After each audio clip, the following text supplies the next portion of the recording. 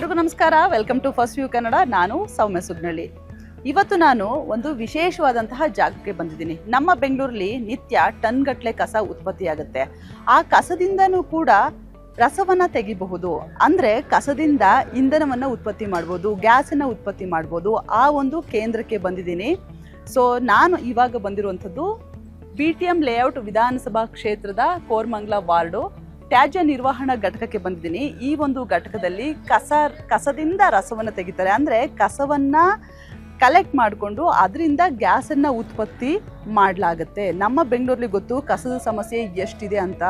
ಒಂದು ದಿನ BBMP ಅವರು ಕೆಲಸವನ್ನು ನಿರ್ವಹಿಸಲಿಲ್ಲ ಅಂತ ಅಂದರೆ ಬೆಂಗಳೂರನ್ನು ಕಲ್ಪನೆ ಮಾಡ್ಕೊಳ್ಳೋದಕ್ಕೂ ಕೂಡ ಆಗೋದಿಲ್ಲ. ಹಾಗಾಗಿ ಕಸದ ಸಮಸ್ಯೆ ಇರಬಾರ್ದು. ಆ ಕಸದಿಂದನೂ ಕೂಡ ಗ್ಯಾಸನ್ನು ಉತ್ಪತ್ತಿ ಮಾಡ್ತಾ ಇದೆ BTM ಲೇಔಟ್ನಲ್ಲಿರುವಂತಹ ಈ ಒಂದು ಕೋರಮಂಗಲ ವಾರ್ಡಲ್ಲಿರುವಂತಹ ಕಸರಸ ತ್ಯಾಜ್ಯ ನಿರ್ವಹಣಾ ಘಟಕ. ಈ ಒಂದು ಘಟಕಕ್ಕೆ ಇವತ್ತು ನಾನು ಬಂದಿದ್ದೀನಿ. ಇಲ್ಲಿ ಎಷ್ಟು ಗ್ಯಾಸ್ ಉತ್ಪತ್ತಿ ಆಗುತ್ತೆ, ಹೇಗೆ ಉತ್ಪತ್ತಿ ಆಗುತ್ತೆ, ಇಲ್ಲಿಗೆ ಬರುವಂತಹ ಕಸವನ್ನು ಎಲ್ಲಿಂದ ಕಲೆಕ್ಟ್ ಮಾಡ್ತಾರೆ, ಇದ್ರ ಬಗ್ಗೆ ಎಲ್ಲ ಕಂಪ್ಲೀಟ್ ಡೀಟೇಲ್ಸನ್ನು ನಾನು ನಿಮಗೆ ಕೊಡ್ತೀನಿ. ಇದು ಶುರುವಾಗಿದ್ದು 2018ರಲ್ಲಿ. ಸೊ ಇವತ್ತು ಯಾಕೆ ಮತ್ತೆ ಇದನ್ನ ಹೇಳ್ತಾ ಇದ್ದೀನಿ ಅಂತ ಹೇಳಿದ್ರೆ, ಇಲ್ಲಿಯವರೆಗೂ ಕೂಡ 8 ಟನ್ ಕಸದಿಂದ ಗ್ಯಾಸನ್ನು ಉತ್ಪತ್ತಿ ಮಾಡಲಾಗ್ತಾ ಇತ್ತು. ಅದಕ್ಕೆ ಅಡಿಷನಲ್ ಆಗಿ ಹೆಚ್ಚುವರಿಯಾಗಿ 5 ಟನ್ ಕಸವನ್ನು ಕೂಡ ಆ್ಯಡ್ ಮಾಡಲಾಗ್ತಿದೆ. ಅಂದರೆ ಹೆಚ್ಚುವರಿಯಾಗಿ 5 ಟನ್ ಕಸದಿಂದನೂ ಕೂಡ ಇಂಧನವನ್ನು ಉತ್ಪತ್ತಿ ಮಾಡಲಾಗ್ತದೆ. ಒಟ್ಟು 13 ಟನ್ ಕಸದಿಂದ ಗ್ಯಾಸನ್ನು ಉತ್ಪತ್ತಿ ಮಾಡಲಾಗ್ತಾ ಇದೆ. ಇಂತಹ ಒಂದು ಯಶಸ್ವಿ ಪ್ರಯೋಗಕ್ಕೆ ಈ ಒಂದು BTM ಲೇಔಟ್ ವಿಧಾನಸಭಾ ಕ್ಷೇತ್ರ ಸಾಕ್ಷಿಯಾಗಿದೆ. ಸಚಿವರಾದಂತಹ ರಾಮಲಿಂಗಾರೆಡ್ಡಿ ನೇತೃತ್ವದಲ್ಲಿ ಈ ಒಂದು ಯೋಜನೆ ನಮ್ಮ ಬೆಂಗಳೂರಲ್ಲಿ ಕಾರ್ಯನಿರ್ವಹಿಸ್ತಾ ಇದೆ. ಸೊ ಇದ್ರ ಬಗ್ಗೆ ಕಂಪ್ಲೀಟ್ ಡೀಟೇಲ್ಸನ್ನು ಕೊಡ್ತೀನಿ, ಬನ್ನಿ.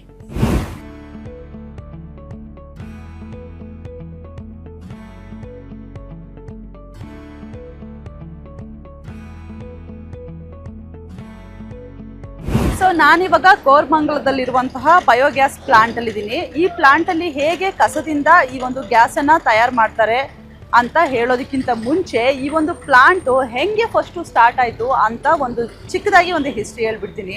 ಕಾರ್ಬನ್ ಮಾಸ್ಟರ್ಸ್ ಅನ್ನೋ ಒಂದು ಸಂಸ್ಥೆ ಫಸ್ಟು ಸಚಿವರಾದಂತಹ ರಾಮಲಿಂಗಾರೆಡ್ಡಿ ಸರ್ ಹತ್ರ ಬಂದು ಒಂದು ಪ್ರಸ್ತಾವನೆಯನ್ನು ಇಡ್ತಾರೆ, ಒಂದು ಅಪ್ರೋಚನ್ನು ಇಡ್ತಾರೆ. ಏನಂತ ಹೇಳಿದ್ರೆ, ಸರ್ ಕಸದಿಂದ ನಾವು ಗ್ಯಾಸನ್ನು ತಯಾರು ಮಾಡ್ತೀವಿ, ನೀವೊಂದು ಅವಕಾಶವನ್ನು ಕೊಟ್ಟರೆ ನಾವು ಹೀಗೆ ಮಾಡಬಹುದು ಅಂತ. ಅದಕ್ಕೆ ಅವರು ಹೇಳ್ತಾರೆ, ಈ ಹಿಂದೆ ಎಲ್ಲಾದ್ರೂ ಮಾಡಿದರೆ ಅದನ್ನು ತೋರಿಸಿ ಅಂತ. ಬಟ್ ಅವ್ರ ಹತ್ರ ತೋರಿಸೋದಕ್ಕೆ ಏನು ಇರೋದಿಲ್ಲ, ಯಾಕಂದರೆ ಅದು ಫಸ್ಟ್ ಪ್ರಾಜೆಕ್ಟು, ಇದೇ ಅವ್ರದ್ದು ಫಸ್ಟ್ ಪ್ರಾಜೆಕ್ಟ್ ಆಗಿರುತ್ತೆ. ಸೊ ಬೇರೆಯವರೆಲ್ಲ ಯೂಶಲಾಗಿ ಹೇಳ್ತಾರೆ ಏನಂತ ಹೇಳಿದ್ರೆ, ಇಲ್ಲಪ್ಪ ನೀವು ಬೇರೆ ಎಲ್ಲಾದ್ರೂ ಮಾಡಿದರೆ ಅಥವಾ ಅಲ್ಲಿ ಸಕ್ಸಸ್ ಆಗಿದ್ದರೆ ಅದನ್ನು ತಂದು ತೋರಿಸಿ, ಆಮೇಲೆ ಬೇಕಾದ್ರೆ ಇಲ್ಲಿ ಇಂಪ್ಲಿಮೆಂಟ್ ಮಾಡೋಣ ಅಂತ. ಬಟ್ ರಾಮಲಿಂಗಾರೆಡ್ಡಿ ಸರ್ ಹಂಗೆ ಹೇಳಲಿಲ್ಲ. ಪರವಾಗಿಲ್ಲ ಹಂಗಾದ್ರೆ ಇಲ್ಲೇ ಸ್ಟಾರ್ಟ್ ಮಾಡಿ ಅಂತ ಹೇಳ್ತಾರೆ. ಸೊ ಅವ್ರದ್ದು ಎಲ್ಲ ಏನೇನು ಐಡಿಯಾಸ್ಗಳು ಇರುತ್ತೆ ಅದನ್ನೆಲ್ಲದನ್ನು ಕೂಡ ಕೇಳಿ ಆದಮೇಲೆ ಈ ಜಾಗವನ್ನು ಕೊಡ್ತಾರೆ. ಈ ಜಾಗದಲ್ಲಿ ಬಯೋಗ್ಯಾಸ್ ಪ್ಲಾಂಟನ್ನು ನಿರ್ಮಾಣ ಮಾಡಿ ಅಂತ. ಸೊ 2017ರಲ್ಲಿ ಕಾರ್ಬನ್ ಮಾಸ್ಟರ್ಸ್ ಅನ್ನೋ ಒಂದು ಸಂಸ್ಥೆ ಬಂದು ಪ್ರಸ್ತಾವನೆಯನ್ನು ಕೊಡುತ್ತೆ. ಅದಾದಮೇಲೆ 2018ರಲ್ಲಿ ಈ ಒಂದು ಪ್ಲಾಂಟ್ ಇಲ್ಲಿ ನಿರ್ಮಾಣ ಆಗುತ್ತೆ. ಸೊ ಅಲ್ಲಿಂದ ಇಲ್ಲಿವರೆಗೂ ಕೂಡ ಪ್ರತಿನಿತ್ಯ 8 ಟನ್ ಕಸದಿಂದ ಗ್ಯಾಸನ್ನು ಉತ್ಪತ್ತಿ ಮಾಡ್ತಾ ಇದ್ರು. ಇನ್ನು ಮುಂದೆ 13 ಟನ್ ಕಸದಿಂದ ಗ್ಯಾಸನ್ನು ಉತ್ಪತ್ತಿ ಮಾಡ್ತಾರೆ. ಸೊ ಕಾರ್ಬನ್ ಮಾಸ್ಟರ್ಸ್ ಅನ್ನೋ ಒಂದು ಸಂಸ್ಥೆಯಿಂದ ಈ ಒಂದು ಪ್ಲಾಂಟ್ ಇಲ್ಲಿ ಆಗುತ್ತೆ. ಸೊ ಈಗ ಗ್ಯಾಸ್ ಡೈಲಿ ಉತ್ಪತ್ತಿ ಆಗ್ತಾ ಇದೆ. ತಿಂಗಳಿಗೆ ಎಷ್ಟಾಗುತ್ತೆ ಅಂದರೆ 450ರಿಂದ 500 ಸಿಲಿಂಡರ್ ಅಷ್ಟು ಉತ್ಪತ್ತಿ ಆಗುತ್ತೆ. ವರ್ಷಕ್ಕೆ 6000 ಸಿಲಿಂಡರ್ ಉತ್ಪತ್ತಿ ಆಗುತ್ತೆ, 19 kg ಅಷ್ಟು. ಸೊ ಇವಾಗಿನ ಪರಿಸ್ಥಿತಿಗೆ ಅಂದರೆ ದೇಶದಲ್ಲಿ ಬೇರೆ ಬೇರೆ ದೇಶದಲ್ಲಿ ಯುದ್ಧ ಆಗ್ತಾ ಇರೋದ್ರಿಂದ ನಮ್ಮ ಭಾರತಕ್ಕೆ ಗ್ಯಾಸ್ ಕೊರತೆ ಎದುರಾಗಿದೆ. ಹಾಗಾಗಿ ಇಂತಹ ಒಂದು ಪ್ಲಾಂಟ್ಗಳನ್ನು ಎಲ್ಲ ವಿಧಾನಸಭಾ ಕ್ಷೇತ್ರದಲ್ಲೂ ಕೂಡ ಮಾಡಿದ್ರೆ ಕಸದ ಸಮಸ್ಯೆನೇ ಇರೋದಿಲ್ಲ. 75% ಕಸದ ಸಮಸ್ಯೆ ಕಡಿಮೆ ಆಗುತ್ತೆ. ಅದ್ರ ಜೊತೆಗೆ ಗ್ಯಾಸ್ ಕೂಡ ಉತ್ಪತ್ತಿ ಆಗುತ್ತೆ. ಸೊ ಇವಾಗ ಗ್ಯಾಸ್ ಹೇಗೆ ಉತ್ಪತ್ತಿ ಮಾಡ್ತಾರೆ ಕಸದಿಂದ ಅನ್ನೋದು ನೋಡೋಣ. ಸೊ ಆ ಪ್ಲಾಂಟ್ ಒಳಗಡೆ ಹೋಗ್ತಾ ಇದ್ದೀನಿ, ಬನ್ನಿ.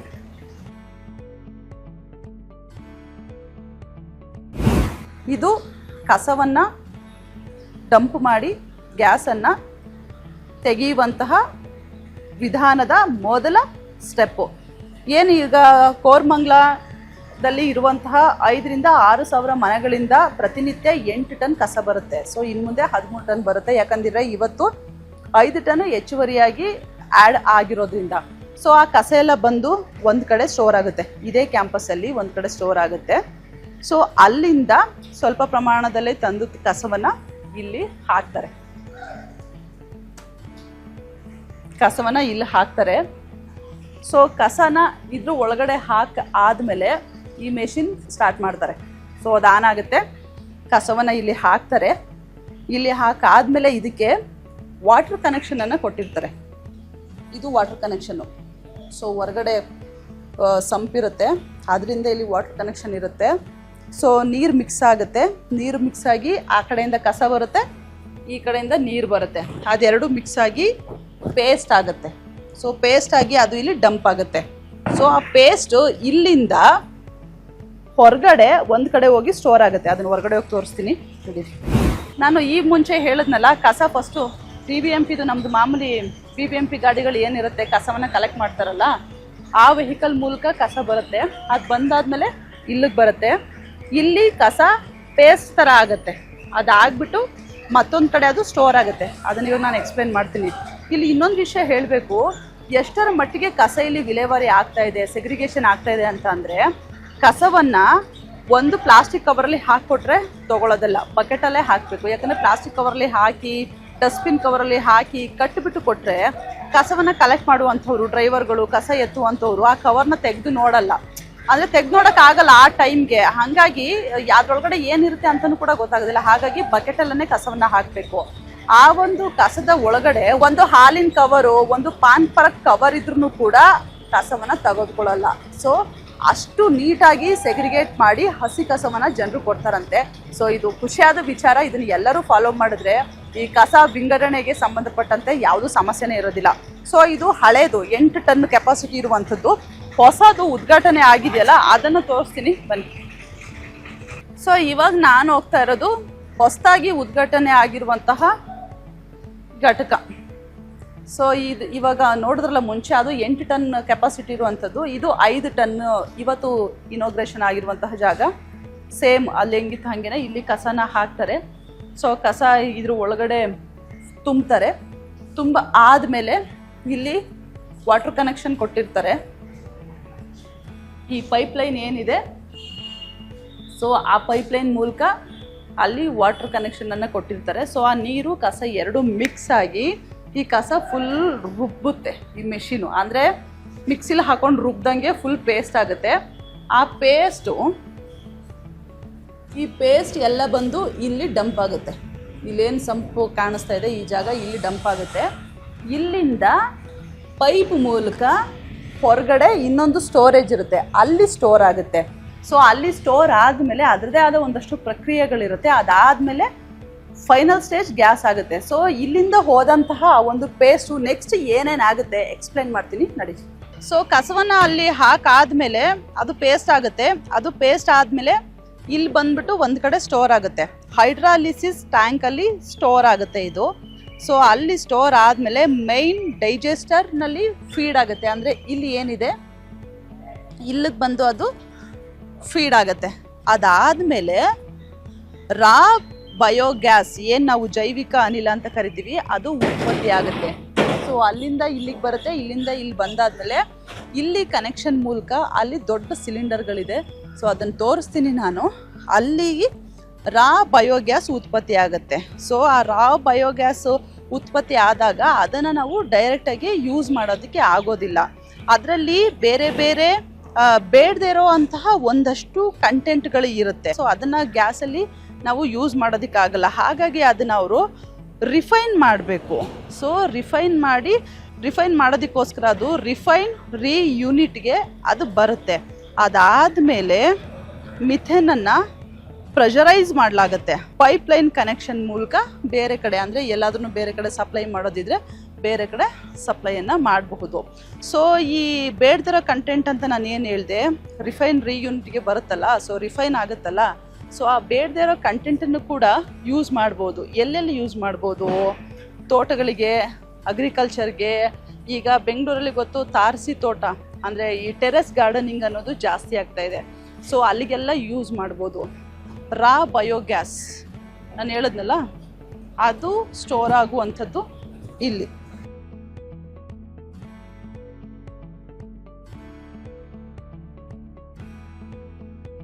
ಇದನ್ನ ನೀವು ಎಲ್ಲಾದ್ರೂ ಬೇರೆ ಕಡೆಗೆ ಅಂದರೆ ತೋಟಗಳಿಗೆ ಅಥವಾ ಅಗ್ರಿಕಲ್ಚರ್ಗೆ ಏನಾದರೂ ಬಳಕೆ ಮಾಡೋದಾದರೆ ಇಲ್ಲಿಂದ ಡೈರೆಕ್ಟ್ ಅವರು ಫಿಲ್ ಮಾಡ್ತಾರೆ. ಅಂದರೆ ಯಾವುದಾದ್ರೂ ವೆಹಿಕಲಲ್ಲೋ ಅಥವಾ ಯಾವುದಾದ್ರೂ ಚಿಕ್ಕ ಪುಟ್ಟ ಟ್ಯಾಂಕ್ನಲ್ಲೋ ಅದನ್ನು ಪೈಪ್ ಮೂಲಕನೇ ಅದನ್ನು ಫಿಲ್ ಮಾಡಿಬಿಟ್ಟು ಕಳಿಸ್ಕೊಡ್ತಾರೆ. ಸೊ ಅಲ್ಲಿಂದ ಏನು ರಾ ಗ್ಯಾಸ್ ಇರುತ್ತೆ, ಆ ರಾ ಗ್ಯಾಸಲ್ಲಿ ಬೇಡದಿರೋ ಕಂಟೆಂಟ್ ಎಲ್ಲನೂ ಕೂಡ ರಿಫೈನ್ ಮಾಡಲಾಗುತ್ತೆ. ಅದಾದಮೇಲೆ ಫೈನಲ್ ಆಗಿ ನಮಗೆ ಬಯೋಮಿಥೇನ್ ಅಥವಾ ಬಯೋಗ್ಯಾಸ್ ಅಂತ ನಾವೇನು ಕರಿತೀವಿ ಆ ಒಂದು ಗ್ಯಾಸು ಸಿಗುತ್ತೆ. ಸೊ ಈ ಟ್ಯಾಂಕಲ್ಲಿ ಇರುವಂಥದ್ದು ಈಗ ಹೋಟೆಲ್ಗಳಲ್ಲಿ ಕಮರ್ಷಿಯಲ್ಸ್ ಫೀಲ್ಡಲ್ಲಿ ಇರುವಂಥವರು ಬಳಕೆ ಮಾಡಬಹುದಂತಹ ಈ ಒಂದು ಮಿಥೇನ್ ಅಂದರೆ ಬಯೋಗ್ಯಾಸು ಇಲ್ಲಿ ಸ್ಟೋರ್ ಆಗುತ್ತೆ. ಸೊ ಇಲ್ಲಿ 2 ಟ್ಯಾಂಕ್ಗಳಿದೆ. ಸೊ ಇದ್ರ ಕೆಪಾಸಿಟಿ ಬಂದು 60 kg. ಸೊ ಇದರಲ್ಲೀಗ 60 kg ಗ್ಯಾಸ್ ಇದೆ. ಸೊ ಇಂಥ ಒಂದು ದೊಡ್ಡ ಟ್ಯಾಂಕಲ್ಲಿ ಇದನ್ನು ಸ್ಟೋರ್ ಮಾಡಲಾಗುತ್ತೆ. ಅದಾದಮೇಲೆ ಈ ಥರ ಇರುವಂತಹ ಸಿಲಿಂಡರ್ಗಳೇನಿದೆ ಈ ಸಿಲಿಂಡರ್ಗಳಲ್ಲಿ ಫಿಲ್ ಮಾಡಲಾಗುತ್ತೆ. ಇದನ್ನೆಲ್ಲ ಈ ಸಿಲಿಂಡರ್ಗಳು 19 kg ಕೆಪಾಸಿಟಿ ಇರುವಂಥವು.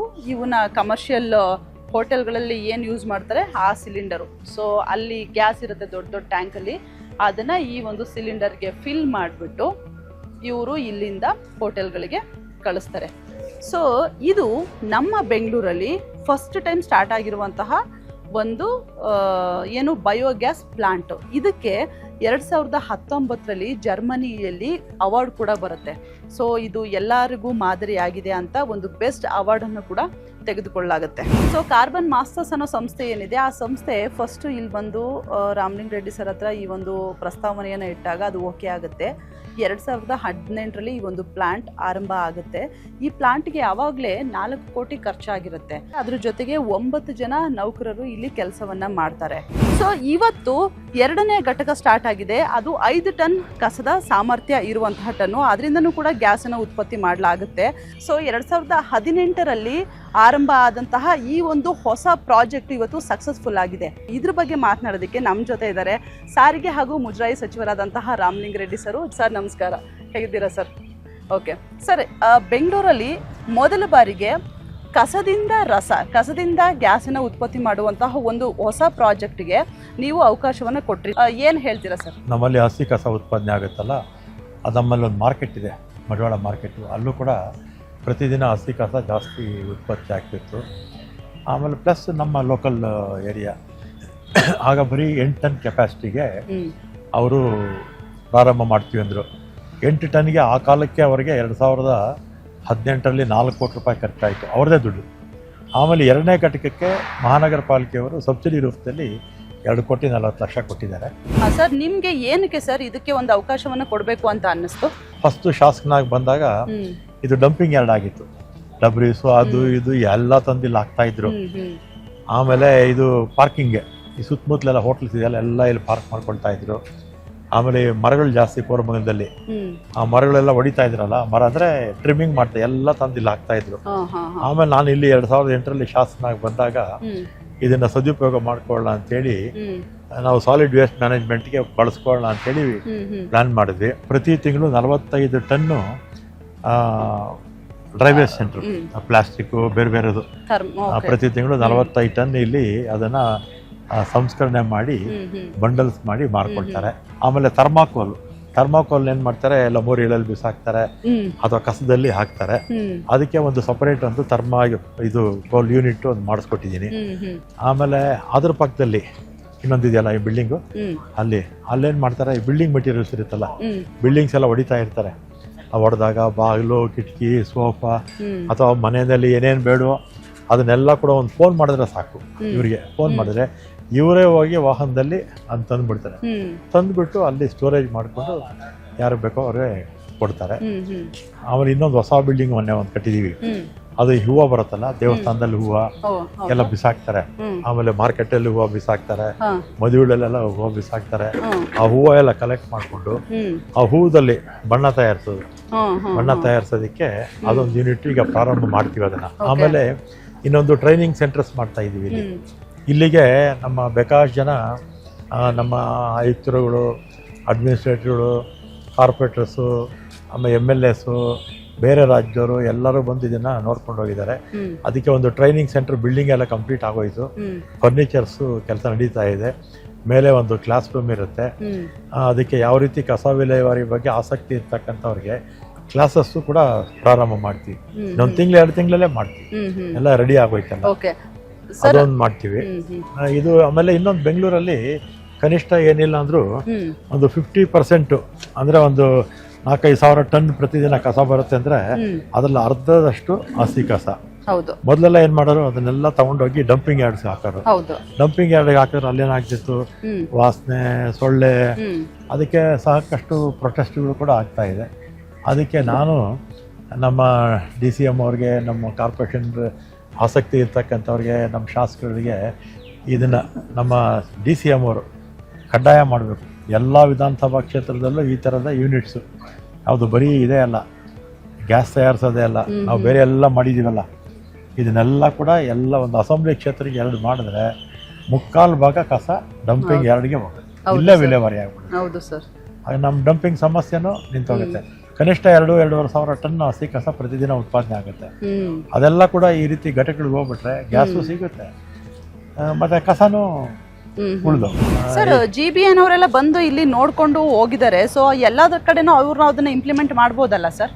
ಮಾಡಬೇಕು. ನಾನು ಇಲ್ಲಿ ಬಂದವ್ರಿಗೆಲ್ಲ ಹೇಳ್ತಾ ಇದ್ದೆ, ಇದನ್ನ ಕಡ್ಡಾಯ ಮಾಡಿ, ಎಲ್ಲ ವಿಧಾನಸಭಾ ಕ್ಷೇತ್ರಗಳಲ್ಲೂ ಕಡ್ಡಾಯ ಮಾಡಿ ಅಂತ ಬಹಳ ವರ್ಷದಿಂದ ಹೇಳ್ತಾ ಇದ್ದೆ. ಈಗ ಇತ್ತೀಚೆಗೆ ಪ್ರಾರಂಭ ಆಗಿದೆ. ಪ್ರಾರಂಭ ಆಗಿ ಒಂದು 1500 ಟನ್ ಅಷ್ಟು ಗ್ಯಾಸ್ ಉತ್ಪಾದನೆಗೆ ಎಲ್ಲ BBMP ಅವರೆಲ್ಲ ಪ್ಲಾನ್ ಮಾಡ್ಕೊಂಡಿದ್ದಾರೆ. ಇನ್ನೂ 1000 ಎಷ್ಟು ಉಳಿಯಿತು ಅಷ್ಟು ಕೂಡ ಪ್ಲಾನ್ ಮಾಡ್ಕೊಂಡು. ನಿಮ್ಮ ಕ್ಷೇತ್ರದಲ್ಲಿ ಈ ತರ ಒಂದು ಹೊಸ ಏನು ಯೋಜನೆಯನ್ನ ಇಂಪ್ಲಿಮೆಂಟ್ ಮಾಡಿ ಸಕ್ಸಸ್ಫುಲ್ ಆಗಿದ್ದೀರಾ ಸರ್. ಸೊ ಇದ್ರ ಮೂಲಕ ಬೇರೆ ಎಲ್ಲ ಕ್ಷೇತ್ರಗಳಿಗೂ ಕೂಡ ನೀವು ಮಾದರಿ ಆಗಿದ್ದೀರಾ. ಸೊ ಬೇರೆ ಕ್ಷೇತ್ರದವರಿಗೆ ಅಥವಾ NGOಗಳಾಗಿರ್ಬೋದು, ಅವ್ರಿಗೆ ಏನಾದರೂ ಒಂದು ಸಜೆಷನ್ನು ಅಥವಾ ಏನಾದರೂ ಹೇಳೋದಾದ್ರೆ ಏನು ಹೇಳ್ತೀರಾ ಸರ್? ಒಂದು ಕಸ ವಿಲೇವಾರಿ ಒಂದು ದೊಡ್ಡ ಸಮಸ್ಯೆ.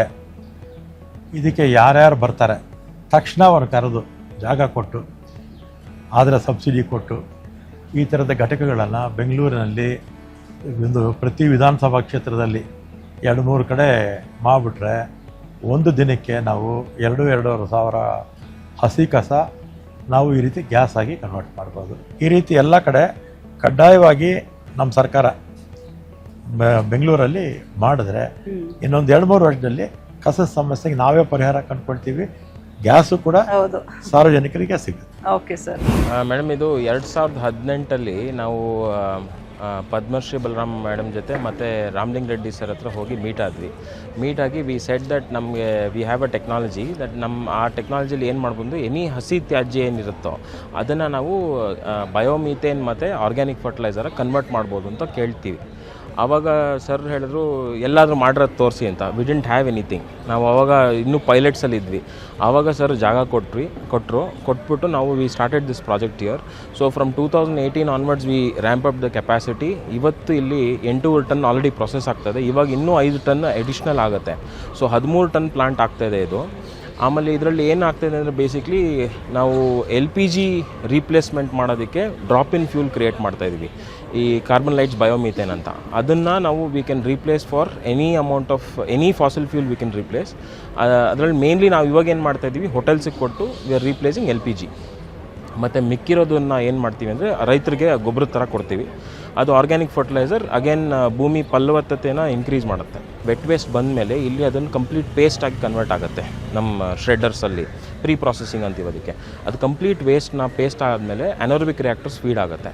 ಸಿಂಪಲ್ ಟರ್ಮ್ಸ್, ಅದರಲ್ಲಿ ಒಂದು 25-30 ದಿವಸ ಅನರ್ಬಿಕ್ ರಿಯಾಕ್ಟರ್ಸಲ್ಲಿ ಇರುತ್ತೆ. ಅದು ಎವ್ರಿ ಡೇ ಫೀಡ್ ಮಾಡ್ತೀವಿ, ಎವ್ರಿ ಡೇ ತೆಗಿತೀವಿ. ಅನರ್ಬಿಕ್ ರಿಯಾಕ್ಟರು ಅದು with in absence of oxygen complete air tight. ನೀವೇನು ಹಿಂದೆ ನೋಡ್ತಾ ಇರೋ ಅದೇ ಅನರ್ಬಿಕ್ ರಿಯಾಕ್ಟರ್ಸು. ಈ ಡೈಜೆಸ್ಟರ್ಸಲ್ಲಿ ಒಂದು 25-30 ದಿವಸ ಅದು ಕಂಪ್ಲೀಟ್ ವೇಸ್ಟು ಡಿಗ್ರೇಡ್ ಆಗುತ್ತೆ. ಅದರಲ್ಲಿ ಬರೋ ಗ್ಯಾಸ್ ಏನಿದೆಯೋ ಅದು ರಾ ಗ್ಯಾಸಲ್ಲಿ ಅದರಲ್ಲಿ ನಿಮಗೆ 55-60% ಮೀಥೇನ್ ಇರುತ್ತೆ, ಕಾರ್ಬನ್ ಡೈಆಕ್ಸೈಡ್ ಇರುತ್ತೆ, H2S ಇರುತ್ತೆ, ಮಾಯ್ಶ್ಚರ್ ಇರುತ್ತೆ. ಅದನ್ನೆಲ್ಲ ನಮ್ಮ ರಿಫೈನರಿ ಯೂನಿಟಿಗೆ ಕಳಿಸಿ ಎಲ್ಲ ಸಪ್ರೇಟ್ ಮಾಡಿ ಪ್ಯೂರ್ ಮೀಥೇನ್ ಅಬೌವ್ 90-95% ಮೀಥೇನ್ ಏನಿದೆಯೋ ಅದನ್ನು ನಾವು ಹೋಟೆಲ್ಸಿಗೆ ಕೊಡ್ಬೋದು. ಮೇಡಮ್, ಈ ಥರ visionary leaders are very important ನಮಗೆ. ನಮ್ಮಂಥ ಕಂಪ್ನೀಸ್ಗೆ ರಾಮಲಿಂಗ ರೆಡ್ಡಿ ಸರ್ ಅಂತ ವಿಷನರಿ ಲೀಡರ್ಸಿಂದಾನೇ we are able to prove certain new technology. 8 ವರ್ಷದ ಹಿಂದೆನೇ ನಾವು ಇದನ್ನು ವಿಷನ್ ಮಾಡಿ ನಮ್ಮ ರಾಮಲಿಂಗ ರೆಡ್ಡಿ ಸರ್ ಅವ್ರದ್ದು ಸಪೋರ್ಟಿಂದ ನಾವಿಷ್ಟು ಮಾಡೋಕ್ಕಾಗಿದೆ. ನಾವು ಆಫೀಸ್ ಕಮರ್ಷಿಯಲ್ ವೇಸ್ಟ್ ಯಾವುದು ತೊಗೊಳ್ಳಲ್ಲ, ನಾವು ಬರೀ ಹೌಸ್ ಹೋಲ್ಡ್ ವೇಸ್ಟ್ ಮಾತ್ರ ತೊಗೊಳ್ಳೋದು, ವೆಟ್ ವೇಸ್ಟ್ ಮಾತ್ರ. ಇದರಲ್ಲಿ ಒಂದು ಪಾನ್ ಪರಾಗ್ ಪ್ಯಾಕೆಟ್ ಇದ್ರೂ ಸರಿಗಾಗಲ್ಲ. ಸೊ ಅಷ್ಟು ನಮ್ಮ ರೆಸಿಡೆಂಟ್ಸ್ ಕ್ಲೀನಾಗಿರೋದು, ಸೆಗ್ರಿಗೇಷನ್ ಮಾಡಿ ನಮ್ಮ ರೆಸಿಡೆಂಟ್ಸ್ ಎಲ್ಲ ಬ್ಲಾಕ್ಸು ಸೇರಿ ಈ ಥರ ಮಾಡಿದ್ದೀವಿ. ನಾವು ಮನೆಯಿಂದನೇ ಸೆಗ್ರಿಗೇಟ್ ಮಾಡಿ ಕೊಡ್ತೀವಿ. ಪ್ಲಸ್ ನಾವು ಆಟೋ ವೇಸ್ಟ್ ಡ್ರೈವರ್ಸ್ ಇರ್ತಾರಲ್ಲ ಅವ್ರಿಗೂ ಟ್ರೈನಿಂಗ್ ಮಾಡಿದ್ದೀವಿ, ಯಾವ ತರಹ ನೋಡಬೇಕು. ಪ್ಲಾಸ್ಟಿಕಲ್ಲಿ ಹಾಕಿದರೆ ನಾವು ವೇಸ್ಟ್ ತೊಗೊಳ್ಳಲ್ಲ, ಡೈರೆಕ್ಟ್ ಬಕೆಟಲ್ಲಿ ಹಾಕಿದ್ರೇ ಮಾತ್ರ ನಾವು ತೊಗೊಳ್ಳೋದು. ಬಿಕಾಸ್ ಪ್ಲಾಸ್ಟಿಕಲ್ಲಿ ಕಟ್ಟಿ ಕೊಟ್ಟರೆ ಅದ್ರ ಒಳಗಡೆ ಏನಿದೆ ಅಂತ ಗೊತ್ತಾಗಲ್ಲ. ಸೊ ಅದನ್ನು ಓಪನ್ ಮಾಡಿ ನೋಡೋಕ್ಕೆ ನಮ್ಗೆ ಇಷ್ಟ ಇಲ್ಲ. ನಮ್ಮ ಆಟೋ ಡ್ರೈವರ್ಸ್ ಆ ಥರ ಕೈ ಹಾಕೆಲ್ಲ ಮಾಡಬಾರ್ದು. ಸೊ ವಾಟ್ ವಿ ಡೂ, ಬಕೆಟಲ್ಲಿ ಹಾಕಿದ್ದು ವೇಸ್ಟ್ನೇ ಅವ್ರು ಆಟೋನಲ್ಲಿ ಹಾಕ್ತಾರೆ. ಆವಾಗೇ ನಮ್ಮ ಆಟೋ ಅವ್ರಿಗೆ ನಾವು ಹೇಳ್ಕೊಟ್ಟಿದ್ದೀವಿ, ಆ ಥರ ಯಾರಾದರೂ ಮಿಕ್ಸ್ ಮಾಡಿದರೆ ನೀವು ಜಗಳ ಮಾಡೋಕ್ಕೆ ಹೋಗಬೇಡಿ ಓನರ್ಸ್ ಜೊತೆ, ನಮಗೆ ಒಂದು ಲಿಸ್ಟ್ ಮಾಡಿ ಕೊಡಿ, ನಾವೇ ಹೋಗಿ ಮಾತಾಡ್ತೀವಿ ಅವ್ರ ಜೊತೆ. ಬಿಕಾಸ್ ಕೆಲವು ರೆಸಿಡೆಂಟ್ಸ್ ಜಗಳ ಮಾಡೋಕ್ಕೆ ಬಂದುಬಿಡ್ತಾರೆ ನಮ್ಮ ಆಟೋ ರಿಕ್ಷಾ ಅವ್ರ ಜೊತೆ. ಸೊ ಆ ಥರ ನಾವು ಇದನ್ನು ಮ್ಯಾನೇಜ್ ಮಾಡಿ 2018ಇಂದ ಮಾಡ್ತಾಯಿದ್ದೀವಿ. And we are growing every 2 years 3 years we have grown. ಈಗ ಉತ್ಪತ್ತಿಯಾಗುವಂಥ ಕಸ ಏರಿಯಾಯಿಂದ ಹೊರಗೆ ಹೋಗಬಾರ್ದು ಅನ್ನೋ ಕಾನ್ಸೆಪ್ಟು. ಯಾತಕ್ಕೆ ಅಂದರೆ, ಒಂದು ಆ ಕಸನ ಅಲ್ಲೇ ಸರ್ಕ್ಯುಲರ್ ಎಕನಾಮಿ ಮೂಲಕ ಅದನ್ನು ಪರಿಷ್ಕರಿಸಿ ಉಪಯೋಗ ಮಾಡೋದು ಒಂದು ಗುರಿ. ಮತ್ತೊಂದು, ಈ ಕಾರ್ಬನ್ ಫುಟ್ ಪ್ರಿಂಟ್ ಅಂತ ಏನು ಹೇಳ್ತಾರೆ, which is actually affecting the global warming, ಅದನ್ನು ಈ ಕಸನ ತುಂಬ ದೂರ ಹೋಗಿ ವಿಲೇವಾರಿ ಮಾಡೋದ್ರಿಂದ ಗ್ರೀನ್ ಹೌಸ್ ಗ್ಯಾಸನ್ನು ಜನ್ರೇಟ್ ಆಗುತ್ತೆ, ಪ್ಲಸ್ ಕಾರ್ಬನ್ ಫುಟ್ ಪ್ರಿಂಟ್ ಇರುತ್ತೆ. ಅದನ್ನು ಕಮ್ಮಿ ಮಾಡಲಿಕ್ಕೆ ಇದೊಂದು ದೊಡ್ಡ ದಿಟ್ಟ ಹೆಜ್ಜೆ. ಈ ಹೆಜ್ಜೆಗೆ ಇಲ್ಲಿರ್ತಕ್ಕಂಥ change maker residents plus elected representative ಮತ್ತು ಗೌರ್ಮೆಂಟು ಒಂದು ಐಡಿಯೇಷನ್ನ ಸಾಕಾರ ಮಾಡಲಿಕ್ಕೆ ಒಟ್ಟಿಗೆ ಬಂದರೆ ಏನಾಗ್ಬೋದು ಅನ್ನೋದಕ್ಕೆ ಇದೊಂದು ಉತ್ತಮ ಉದಾಹರಣೆ. ಇವತ್ತು ಒಂದು ಚಿಕ್ಕ ಫೆಸಿಲಿಟಿ ಇನಾಗ್ರೇಟ್ ಆಯಿತು, 5 tons processing facility for wet waste biomethanation unit. Already ಇಲ್ಲಿ 8 tons ಮೆಥನೇಷನ್ ಯೂನಿಟ್ ಇದೆ ಇಲ್ಲಿ. So we are having now totally 13 tons biomethanation unit functioning here in Koramangala BTM constituency. It's a first time initiative in Bangalore, and all the waste wet waste of Koramangala ಇಲ್ಲಿ ಪವರ್ಗೆ convert ಆಯಿತು for here. So it's a lovely initiative. All thanks to our MLA, ನಮ್ಮ minister Ramalinga Reddy ಅವರೇ, because he has done all the funding and all the initiative and help for that, plus the dedicated team of SWM volunteers. So ಇಲ್ಲಿಗೆ ಬೇರೆ ಬೇರೆ ಕಡೆಯಿಂದ ಹಸಿ ಕಸ ಬರುತ್ತೆ, ಅದ್ರ ಜೊತೆಗೆ ಇಲ್ಲಿ ಒಣ ಕಸ ಅಂದರೆ ಮನೆಯಲ್ಲಿ ಇರುವಂತಹ ಈ ಪ್ಲಾಸ್ಟಿಕ್ಕು ಅಥವಾ ಪೇಪರು, ಬೋರ್ಡ್ಸ್ಗಳು ಈ ಥರದ್ದೇನು ಬರುತ್ತೆ ಅದ್ರದ್ದು ಕೂಡ ಒಂದು ಇದಿದೆ, ಅಂದರೆ ಒಂದು ಸೆಕ್ಷನ್ ಇದೆ. ಸೊ ಇಲ್ಲಿಗೆ ಈ ಪ್ಲಾಸ್ಟಿಕ್ಕು, ಲೋಟಗಳು ಅಥವಾ ಬಾಕ್ಸು ಈ ಥರದ್ದೆಲ್ಲ ಬರುತ್ತಲ್ಲ, ಇದನ್ನ ಮತ್ತೆ ರೀಸೈಕಲ್ ಮಾಡಿ ಅದರಿಂದ ಮತ್ತೆ ಹೊಸದಾಗಿ ಪ್ಲಾಸ್ಟಿಕ್ಗಳು ಅಥವಾ ಬೇರೆ ಬೇರೆ ಏನು ಐಟಮ್ಸ್ ಇರುತ್ತೆ ಅದೆಲ್ಲದನ್ನು ಕೂಡ ಯೂಸ್ ಮಾಡ್ತಾರೆ. ಸೊ ಇಲ್ಲಿ ಸುತ್ತ ನೋಡ್ಬೋದು ಈ ಒಂದು ಪ್ಲಾಸ್ಟಿಕ್ಕು. ಸೊ ಇದನ್ನೆಲ್ಲ ಮತ್ತೆ ಇವರು ರೀಸೈಕ್ಲಿಂಗ್ಗೆ ಕಳಿಸ್ತಾರೆ. ಇದು ಎಲ್ಲೋ ಒಂದು ಕಡೆ ತೊಗೊಂಡೋಗಿ ಪರಿಸರದಲ್ಲಿ ಹಾಕೋದು, ಅದು ಕೊಳಿದೆ ಹಾಗೆ ಸಾವಿರಾರು ವರ್ಷಗಳ ಕಾಲ ಹಂಗೆ ಭೂಮಿಯಲ್ಲಿ ಉಳ್ಕೊಳ್ಳೋದು, ಅದರಿಂದ ಮಾಲಿನ್ಯ ಶುರುವಾಗೋದು. ಸೊ ಈ ಥರದ್ದೇನು ಇರೋದಿಲ್ಲ. ಸೊ ಈಗಾಗಲೇ ಕೆಲಸ ನಡೀತಾ ಇದೆ. ಸೊ ಈ ಥರ ಹೊರಗಡೆಯಿಂದ ಏನು ವೆಟ್ ವೇಸ್ಟ್ ಬರುತ್ತೆ ಅದನ್ನು ಅಲ್ಲಿ ಯೂಸ್ ಮಾಡಿದ್ರೆ, ಡ್ರೈ ವೇಸ್ಟ್ ಏನು ಬರುತ್ತೆ ಈ ಥರ ಪ್ಲಾಸ್ಟಿಕ್ ಅದೆಲ್ಲ ಬಂದರೆ ಅದನ್ನು ಮತ್ತೆ ರೀಸೈಕ್ಲಿಂಗ್ ಕೂಡ ಕಳಿಸ್ತಾರೆ. ಸೊ ಇದರಲ್ಲಿ ಇನ್ನೊಂದು ಸೆಕ್ಷನು ಥರ್ಮಾಕೋಲ್ ಸೆಕ್ಷನ್ ಇದೆ. ಇದೇನು ಅಂತ ಹೇಳಿದ್ರೆ, ಈ ಮನೆಗಳಲ್ಲಿ ಅಥವಾ ಬೇರೆ ಬೇರೆ ಬೇಕರಿಗಳಲ್ಲಿ ಅಥವಾ ಕೆಲವೊಂದು ಅಂಗಡಿಗಳಲ್ಲೆಲ್ಲ ಥರ್ಮಾಕೋಲ್ನ ಯೂಸ್ ಮಾಡ್ತಾರೆ. ಏನಕ್ಕೆ? ಏನಾದರೂ ಒಂದು ಸ್ಟೋರ್ ಮಾಡಿ ಇಡೋದಕ್ಕೆ. ಈಗ ನಾನ್ ವೆಜ್ ಹೋಟೆಲ್ಗಳಲ್ಲೂ ಕೂಡ ಫಿಶ್ ಅದನ್ನೆಲ್ಲ ಇಡಬೇಕು ಅಂದರೆ ಈ ಥರ ಥರ್ಮಾಕೋಲ್ ಬಾಕ್ಸ್ಗಳನ್ನೆಲ್ಲ ಯೂಸ್ ಮಾಡ್ತಾರೆ. ಸೊ ಒಳಗಡೆ ಹೋಗಿ ನಾನು ತೋರ್ಸೋಕ್ಕಾಗಲ್ಲ, ಯಾಕಂದರೆ ಅಲ್ಲಿ ಕೆಲಸ ನಡೀತಾ ಇದೆ, ತುಂಬ ಸೌಂಡ್ ಇದೆ. ಸೊ ಇಂತಹ ಥರ್ಮಾಕೋಲ್ಗಳನ್ನೆಲ್ಲ ತಗೊಬಂದ್ಬಿಟ್ಟು ಅದನ್ನ ಪುಡಿ ಮಾಡ್ತಾರೆ, ಅಂದರೆ ಒಂದು ಪೇಸ್ಟ್ ಥರ. ಸೊ ಅದಕ್ಕೆ ನಾನು ಎಕ್ಸ್ಪ್ಲೇನ್ ಮಾಡೋಕ್ಕಾಗಲ್ಲ. ಸೊ ಆ ಥರ್ಮಾಕೋಲ್ ಎಲ್ಲವೂ ಕೂಡ ಫುಲ್ ಪುಡಿ ಆದ್ಮೇಲೆ ಒಂದು ಪೇಸ್ಟ್ ಆಗಿಬಿಟ್ಟು ಈ ಥರದ್ದು ಒಂದು ಐಟಮ್ ಆಗಿಬಿಡುತ್ತೆ, ಮೆಟೀರಿಯಲ್ ಆಗುತ್ತೆ. ಸೊ ಇದು ಥರ್ಮಾಕೋಲ್ನ ಪುಡಿ ಮಾಡಿ ಅಂದರೆ ರುಬ್ಬಿ ಆಗಿರುವಂತಹ ಐಟಮ್. ಇದರಿಂದ ಏನು ಯೂಸ್ ಅಂತ ಹೇಳಿದ್ರೆ, ಆರ್ಟಿಫಿಷಿಯಲ್ ಆಗಿ ಏನಾದ್ರೂ ಒಂದು ಐಟಮ್ನ ರೆಡಿ ಮಾಡಬೇಕು ಅಥವಾ ಅಲಂಕಾರಕ್ಕೆ ಡೆಕೋರೇಷನ್ ಐಟಮ್ಸ್ನ ರೆಡಿ ಮಾಡೋದು, ಈ ಹುಡುಗಿರು ಹಾಕೊಳ್ತಾರಲ್ಲ ಆರ್ಟಿಫಿಷಿಯಲ್ ಇಯರಿಂಗು ಅದನ್ನು ರೆಡಿ ಮಾಡೋದು, ಇಂಥ ಐಟಮ್ಗಳಿಗೆ ಇದನ್ನ ಯೂಸ್ ಮಾಡ್ತಾರೆ. ಸೊ ಈ ಪ್ಲಾಂಟ್ ಅಲ್ಲಿ ಇನ್ನೊಂದು ಸೆಕ್ಷನ್ ಇದೆ, ಅದೇನಂತ ಹೇಳಿದ್ರೆ ಈ ಮನೆಗಳಲ್ಲಿ ಬೇಡವಾಗಿರುವಂತಹ ವಸ್ತುಗಳು ಏನಿರುತ್ತೆ ಆ ವಸ್ತುಗಳನ್ನ ಸ್ಟೋರೇಜ್ ಮಾಡಿ ಇಲ್ಲಿ ಇಟ್ಬಿಟ್ಟು ಯಾರಿಗೆ ಬೇಕಿರುತ್ತೆ ಅಂಥವರಿಗೆ ಅದನ್ನ ಕೊಡ್ತಾರೆ. ಎಕ್ಸಾಂಪಲ್, ಈಗ ಯಾರೋ ಮನೆ ಶಿಫ್ಟ್ ಮಾಡ್ತಿರ್ತಾರೆ, ಆ ಮನೆಯಲ್ಲಿ ಒಂದಷ್ಟು ಐಟಮ್ಸ್ಗಳಿರುತ್ತೆ, ಏನು ಕುರ್ಚಿ, ಸೋಫಾ ಅಥವಾ ಲೈಟಿಂಗ್ಸು, ಟೇಬಲ್ಲು ಅಥವಾ ಇನ್ನೇನೋ ಮಕ್ಕಳು ಆಟ ಆಡೋದು, ಪೇಂಟಿಂಗು, ಕಂಪ್ಯೂಟ್ರು, ಪಾತ್ರೆಗಳು, ಈ ಥರ ಏನಾದರೂ ಆಗಿರ್ಬೋದು ಮನೆಯಲ್ಲಿ ಉಪಯೋಗ ಮಾಡುವಂತಹ ಐಟಮ್ಸ್ಗಳು. ಸೊ ಅದನ್ನು ಅವರು ಹೊಸ ಮನೆ ಕ್ಯಾರಿ ಮಾಡೋಕ್ಕಾಗ್ತಿರಲ್ಲ, ಅಥವಾ ಮನೆಯಲ್ಲಿ ಜಾಗ ಇರಲ್ಲ, ಇಲ್ಲ ಅದು ಬೇಡವಾಗಿರುತ್ತೆ, ಇಲ್ಲ ಚಿಕ್ಕದಾಗಿ ಏನಾದರೂ ಕಟ್ಟಾಗಿರುತ್ತೆ, ಮುರಿದೋಗಿರುತ್ತೆ, ಈ ಥರದ್ದು ಏನಾದರೂ ಐಟಮ್ಸ್ಗಳು ಏನಿರುತ್ತೆ ಅದನ್ನು ಇಲ್ಲಿ ಸ್ಟೋರೇಜ್ ಮಾಡಲಾಗುತ್ತೆ. ಇದನ್ನು ಕೂಡ ಒಂದು NGO ನಡೆಸ್ತಾ ಇದೆ, ಸ್ಟೋರೇಜ್ ಮಾಡ್ತಾರೆ. ಆ ಸ್ಟೋರೇಜ್ ಆದಮೇಲೆ ಬೇರೆ ಯಾರಿಗಾದ್ರೂ ಬೇಕಂದರೆ ಅದನ್ನು ತಲುಪಿಸ್ತಾರೆ. ಸೊ ಅದನ್ನು ಕೂಡ ಈಗ ಯಾರಾದರೂ ಅವ್ರಿಗೆ ಕಾಲ್ ಮಾಡಿ ಹೇಳಿ ನಮ್ಮ ಮನೆಯಲ್ಲಿ ಈ ಥರ ಒಂದು ಐಟಮ್ ಇದೆ ಅಂತ ಹೇಳಿದ್ರೆ ಆ ಖುದ್ದು ಇವರೇ ಬಂದು ಆ ಐಟಮ್ನ ತೊಗೊಂಡು ಬರ್ತಾರೆ. ಯಾರಿಗಾದ್ರೂ ಬೇಕು ಅಂತ ಹೇಳಿದ್ರು ಕೂಡ ಕಾಲ್ ಮಾಡಿಬಿಟ್ಟು ಇವ್ರಿಗೆ ಹೇಳಿದ್ರೆ ಸಾಕು, ಅಥವಾ ಇಲ್ಲಿ ಬಂದು ನೋಡಿದ್ರೆ ಗೊತ್ತಾಗುತ್ತೆ ಆ ಐಟಮ್ಸು ಹೇಗಿದೆ, ನಮಗೇನು ಅವಶ್ಯಕತೆ ಇದೆ ಅಂತ. ಅವ್ರು ಬೇಕಾದ್ರೆ ಬಂದು ತೊಗೊಂಡೋಗ್ಬೋದು, ಅದು ಫ್ರೀಯಾಗಿ. ಈಗ ಒಬ್ಬರು ಮನೆಗೆ ಏನಾದರೂ ಇವರೇ ಡೆಲಿವರಿ ಕೊಡಬೇಕು ಅಂತ ಹೇಳಿದ್ರೆ ಟ್ರಾನ್ಸ್ಪೋರ್ಟೇಷನ್ ಫೀಸ್ ಏನಿರುತ್ತೆ ಸೊ ಅದನ್ನು ಬೇಕಾದ್ರೆ ಪೇ ಮಾಡ್ಬೋದು. ಇಲ್ಲ ಕಮ್ಯುನಿಟಿಗೆ ತುಂಬ ಮನೆಗಳಿಗೆ ಬೇಕು ಅಂತಂದರೆ ಅದಕ್ಕೇನು ಚಾರ್ಜಸ್ ಕೂಡ ಇರೋದಿಲ್ಲ.